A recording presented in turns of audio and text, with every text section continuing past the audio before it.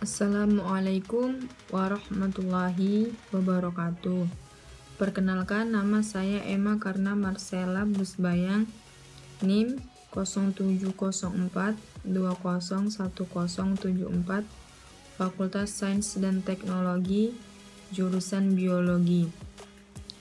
Di sini saya akan menjelaskan mengenai bahasa baku dan tidak baku. Tujuan saya di sini ingin memenuhi nilai ujian akhir semester pada pelajaran Bahasa Indonesia, dosen pengampu Ibu Junaida MPD. Baiklah, di sini saya akan menjelaskan mengenai materi bahasa baku dan tidak baku. Bahasa baku dan tidak baku terdiri dari pengertian bahasa baku dan tidak baku, fungsi bahasa baku dan tidak baku, ciri-ciri bahasa baku dan tidak baku, dan pemakaian bahasa baku dan tidak baku yang benar. Baiklah, saya akan menjelaskan mengenai pengertian bahasa baku dan tidak baku. Baiklah, pengertian bahasa baku dan tidak baku. Bahasa baku yaitu kata atau kalimat yang sesuai dengan kaidah bahasa Indonesia. Pedoman yang digunakan adalah KBBI atau dalam kurung Kamus Besar Bahasa Indonesia. Pedoman pembentukan istilah, ejaan yang disempurnakan. Bahasa baku adalah bahasa standar atau pokok yang kebenaran dan ketetapannya telah ditentukan oleh negara. Baku berarti bahasa tersebut tidak dapat berubah setiap saat. Baku atau standar beranggapan adanya keseragaman. Berdasarkan teori, bahasa baku merupakan bahasa pokok yang menjadi bahasa standar dan acuan yang digunakan sehari-hari dalam masyarakat. Bahasa baku mencakup pemakaian sehari-hari pada bahasa percakapan lisan maupun bahasa tulisan. Bahasa non-baku adalah salah satu ragam bahasa Indonesia yang tidak dikodifikasi, tidak diterima, dan tidak difungsikan sebagai model masyarakat Indonesia secara luas, tetapi dipakai oleh masyarakat secara khusus. Yang kedua, saya akan menjelaskan mengenai fungsi bahasa baku. Fungsi bahasa baku terdiri dari beberapa bagian. Yang pertama, sebagai fungsi pemersatu. Indonesia terdiri dari beragam suku dan bahasa daerah. Jika setiap masyarakat menggunakan bahasa daerahnya, maka dia tidak dapat berkomunikasi dengan masyarakat dari daerah lain. Fungsi bahasa baku memperhubungkan semua penutur berbagai dialek bahasa itu. Dengan demikian, bahasa baku mempersatukan mereka menjadi satu masyarakat bangsa. Fungsi yang kedua, sebagai fungsi pemberi kekhasan. Suatu bahasa baku membedakan bahasa itu dari bahasa yang lain atau satu negara dengan negara lainnya berbeda. Karena itu, digunakan sebagai salah satu ciri dari suatu negara.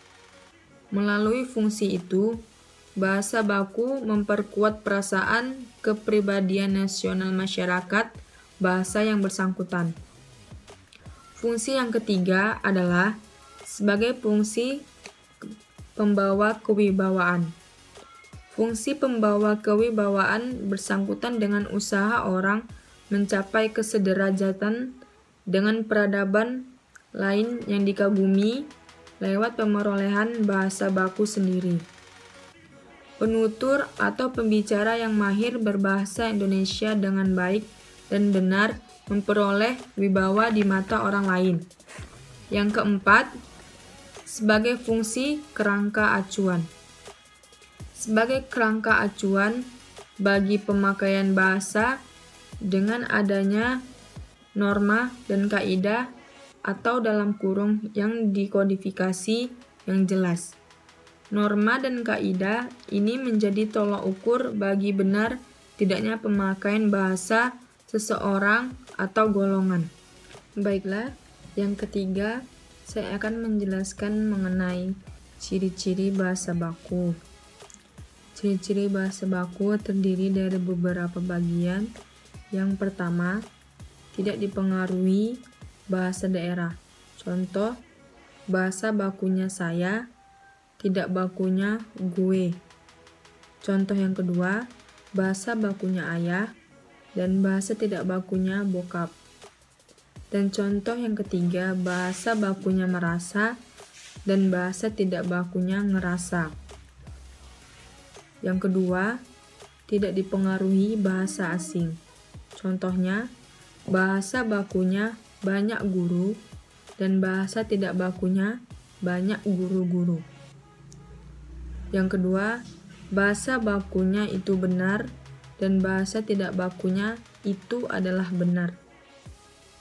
Yang ketiga, bahasa bakunya kesepakatan lain, dan bahasa tidak bakunya dimantapin. Ciri yang ketiga adalah bukan merupakan ragam bahasa percakapan. Contoh, bahasa bakunya bagaimana, dan tidak bakunya gimana. Kedua, bahasa bakunya begitu, dan tidak bakunya gitu. Yang ketiga, bahasa bakunya tidak, dan tidak bakunya enggak atau enggak. Ciri yang keempat, pemakaian imbuhan secara eksplisit. Contohnya, bahasa bakunya adik itu menangis, dan tidak bakunya adik itu nangis. Yang kedua, bahasa bakunya Aldi mendengarkan musik, tidak bakunya Aldi dengarkan musik. Ciri-ciri yang kelima adalah pemakaian sesuai dengan konteks kalimat. Contoh, bahasa bakunya siapa namamu, dan bahasa tidak bakunya siapa namanya. Yang keenam, tidak mengandung makna ganda atau tidak rancu. Contohnya, bahasa bakunya menghemat waktu, dan tidak bakunya mempersingkat waktu. Yang ketujuh, tidak mengandung arti pleonasme. Contohnya, bahasa bakunya para juri, tidak bakunya para juri-juri. Yang kedelapan, tidak mengandung hiperkure. Contoh, bahasa bakunya khusus, tidak bakunya khusus. 9. Ragam bahasa baku adalah ragam bahasa yang paling sedikit memperlihatkan ciri kedaerahan.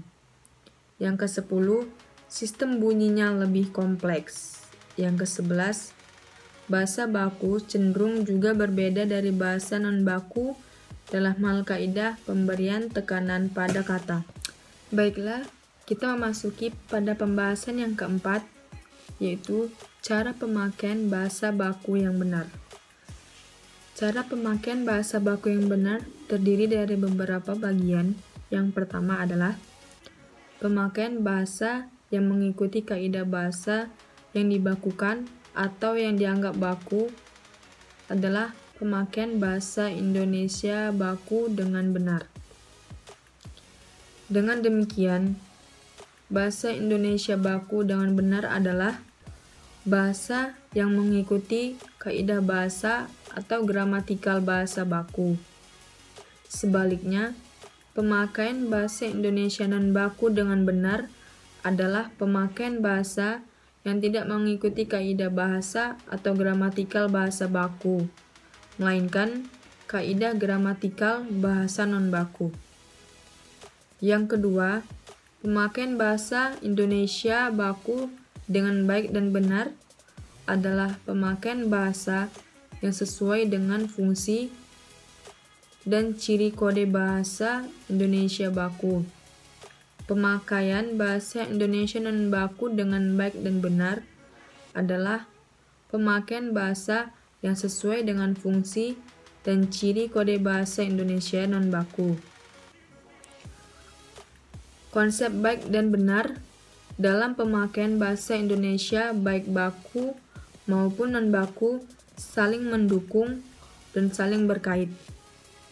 Konsep yang benar adalah pemakaian bahasa yang baik harus juga merupakan pemakaian bahasa yang benar.